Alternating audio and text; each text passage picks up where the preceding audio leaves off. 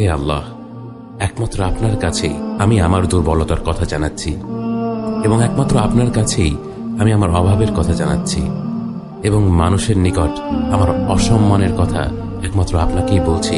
হে আরহামার রাহিমিন, আপনিই তো প্রতিটি দুর্বল ব্যক্তির রব, এবং আপনিই আমার রব। আপনি কার কাছে আমাকে ছেড়ে দিলেন? এমন অচেনা মানুষদের কাছে যারা আমার ক্ষতি করতে চায়, নাকি এমন শত্রুর কাছে যাকে আপনি আমার চেয়ে অধিক শক্তি দিয়েছেন?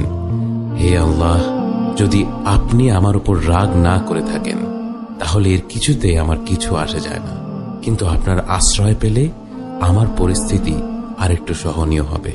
হে আল্লাহ, আমি আপনার চেহারার নূরের কাছে আশ্রয় চাই, যা সব অন্ধকারকে উজ্জ্বল করে দিয়েছে, যা দুনিয়া এবং আখিরাতের সব বিষয়ের সংশোধক।